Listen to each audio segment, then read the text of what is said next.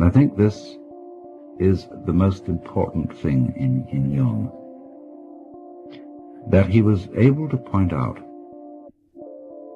that to the degree that you condemn others and find evil in others, you are to that degree unconscious of the same thing in yourself, or at least of the potentiality of it. There can be Eichmanns and Hitlers and Himmlers, but just because there are people who are unconscious of their own dark sides, and they project that darkness outward into, say, Jews or communists or whatever the enemy may be, and say, there is the darkness, it is not in me, and therefore because the darkness is not in me, I am justified in annihilating this enemy, whether it be with atom bombs or gas chambers or whatnot. But to the degree that a person becomes conscious that the evil is as much in himself as in the other, to this same degree he is not likely to project it onto some scapegoat and commit the most criminal acts of violence upon other people. Now this is to me the primary thing that Jung saw, that in order to admit and really accept and understand the evil in oneself, one had to be able to do it without being an enemy to it. As he put it, you had to accept your own dark side. And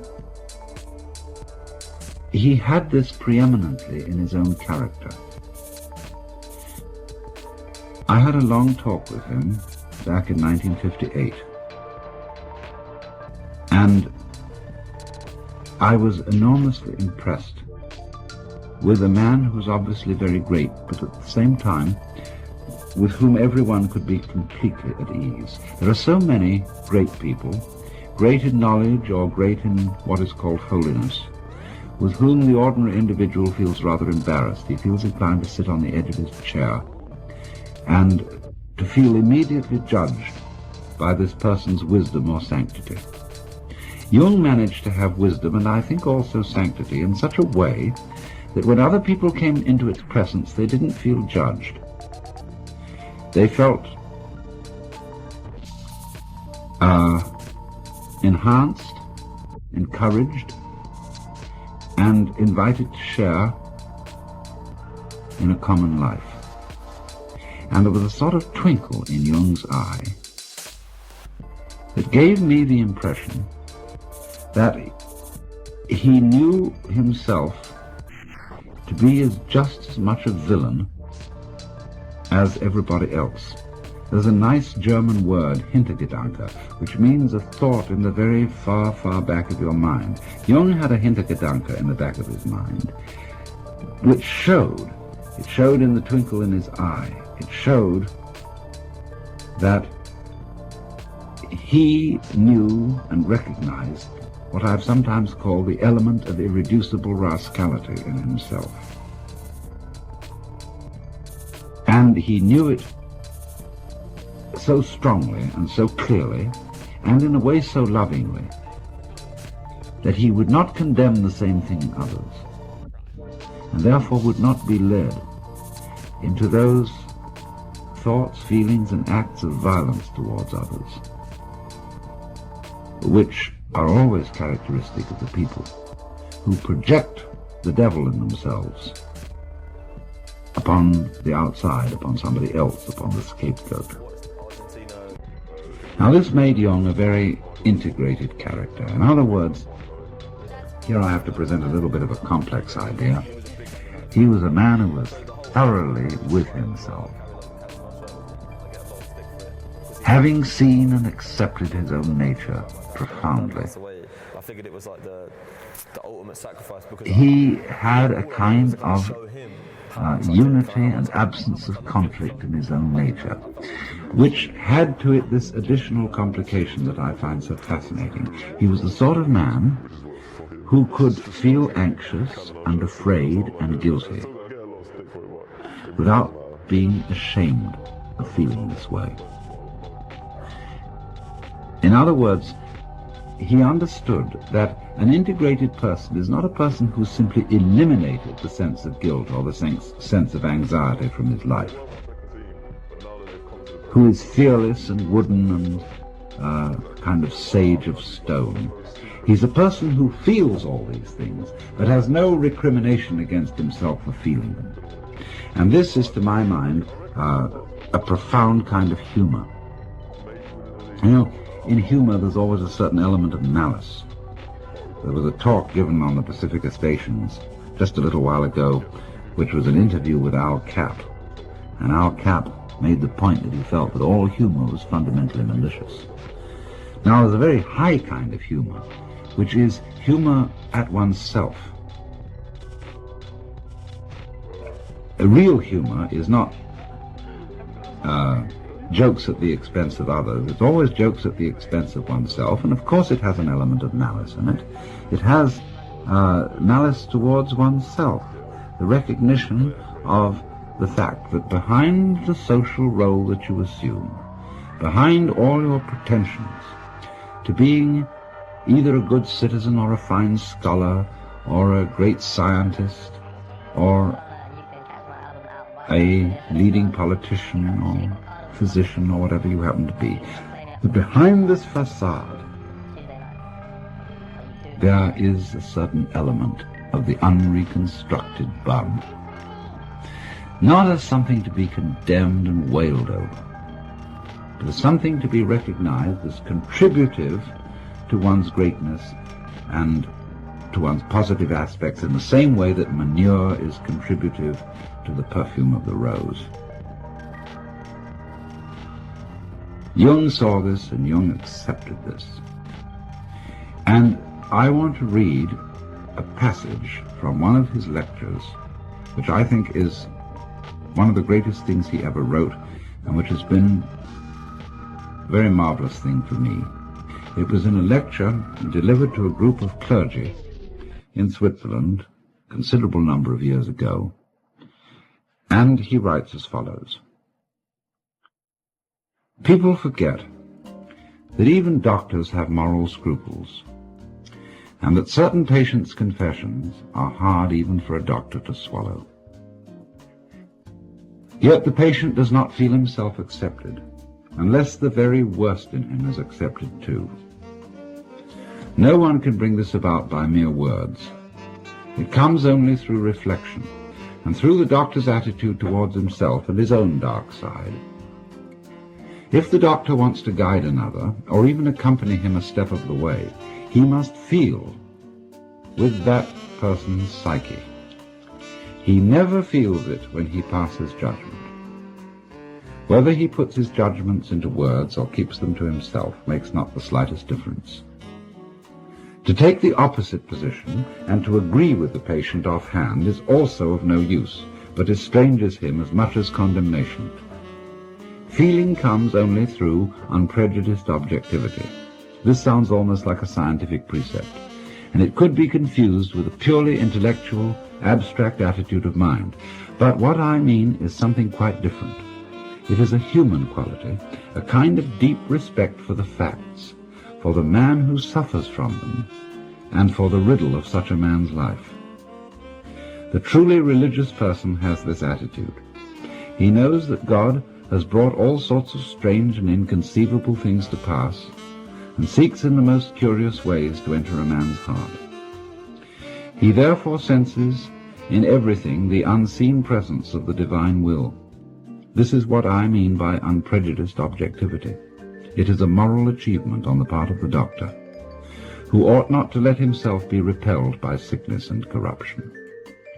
We cannot change anything unless we accept it. Condemnation does not liberate, it oppresses.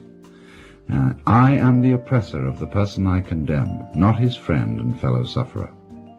I do not in the least mean to say that we must never pass judgment when we desire to help and improve.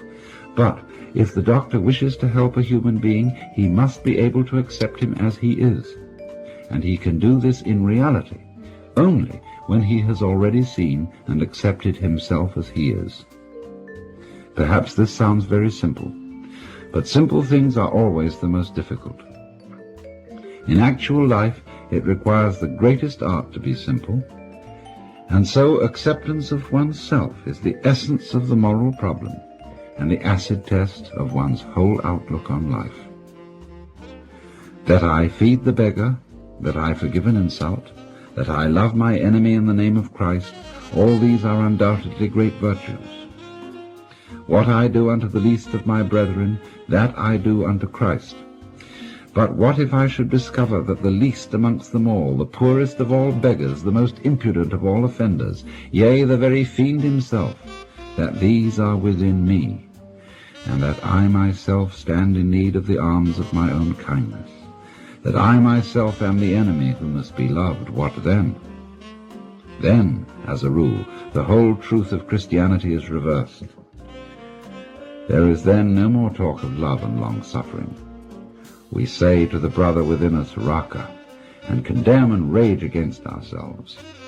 We hide him from the world. We deny ever having met this least among the lowly in ourselves, and had it been God himself who drew near to us in this despicable form, we should have denied him 1,000 times before a single cock had crowed.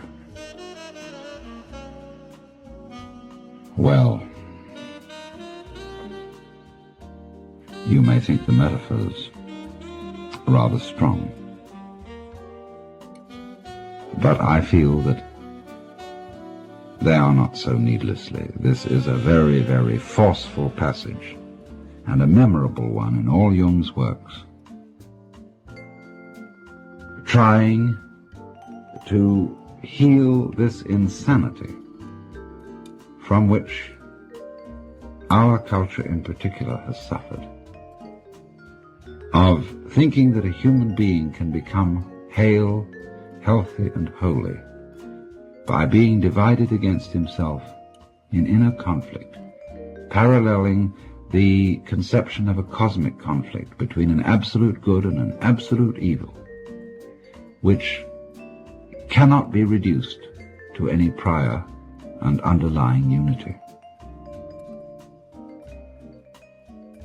In other words, our rage, and our very proper rage, against evil things which occur in this world, must not overstep itself. For if we require as a justification for our rage a fundamental and metaphysical division between good and evil, we have an insane and in a certain sense schizophrenic universe, of which no sense whatsoever can be made. All conflict, Jung was saying, all opposition has its resolution in an underlying unity. You cannot understand the meaning of to be unless you understand the meaning of not to be. You cannot understand the meaning of good unless you understand the meaning of evil. Even St. Thomas Aquinas saw this, for he said, that just as it is the silent pause which gives sweetness to the chant, so it is suffering, and so it is evil, which makes possible the recognition of virtue. This is not, as Jung tries to explain, a philosophy of condoning the evil. To take the opposite position, he said, and to agree with the patient offhand is also of no use, but estranges him, the doctor, or estranges him, the patient, as much as condemnation. Let me continue further, reading from this extraordinary passage. Healing may be called, Jung says, a religious problem. In the sphere of social or national relations, the state of suffering may be civil war, and this state is to be cured by the Christian virtue of forgiveness and love of one's enemies. That which we recommend with the conviction of good Christians is applicable to external situations. We must also apply inwardly in the treatment of neurosis. This is why modern man has heard enough about guilt and sin. he is sorely beset by his own bad conscience, and wants rather to know how he is to reconcile himself with his own nature, how he is to love the enemy in his own heart, and call the wolf his brother. The modern man does not want to know in what way he can imitate Christ, but in what way he can live his own individual life, however meager and uninteresting it may be. It is because every form of imitation seems to him deadening and sterile that he rebels against the force of tradition that would hold him to well-trodden ways.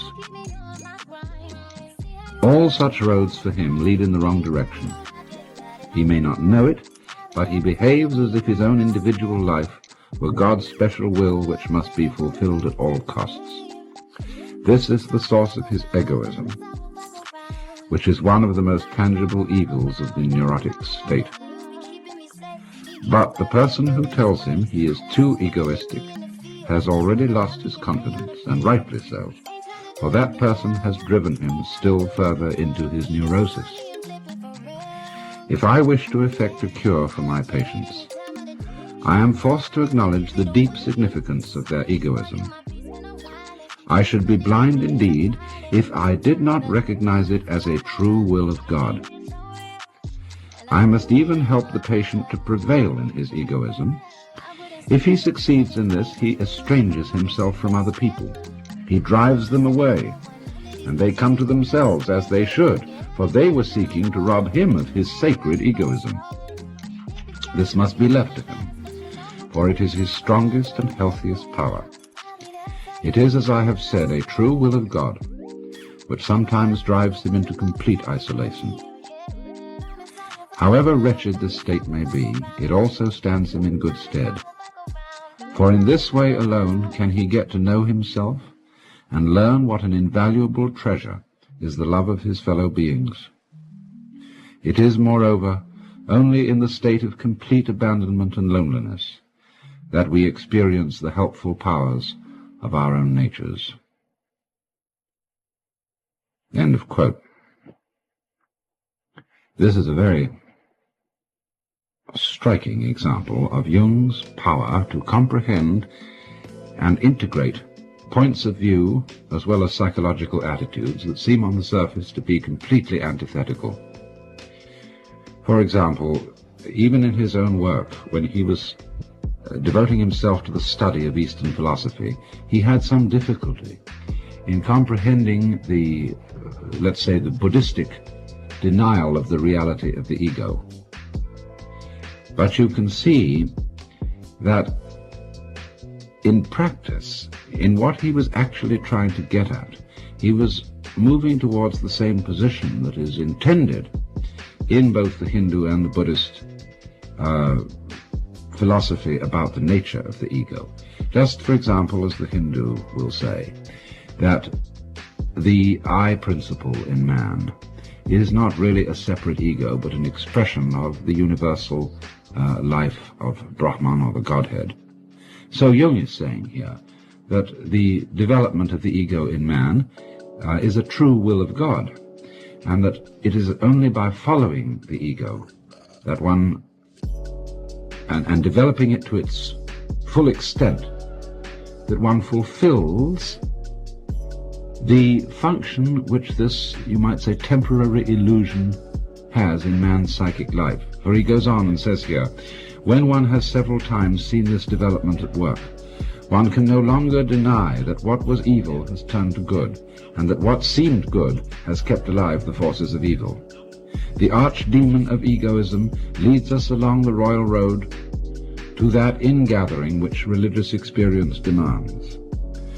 What we observe here is a fundamental law of life, enantiodromia, or conversion into the opposite. And it is this that makes possible the reunion of the warring halves of the personality, and thereby brings the civil war to an end. End of quote. In other words, he was seeing that, as Blake said, a fool who persists in his folly will become wise. That the development of egoism in man is not something to be overcome or better integrated by opposition to it, but by following it. It's almost, isn't it, the principle of judo, not overcoming what appears to be a hostile force by opposing it, but by swinging with the punch or rolling with the punch. And so by following the ego transcends itself. And in this moment of insight, the great Westerner, who comes out of a whole tradition of human personality which centers it upon the ego, upon individual separateness, by going along consistently with this principle, comes to the same position as the Easterner. That is to say, to the point of view where one sees conflict, which at first sight had seemed absolute, as resting upon a primordial unity, and thereby attaining a profound, unshakable peace of the heart, which can nevertheless contain conflict, not a peace that is simply static and lifeless, but a peace that passes understanding.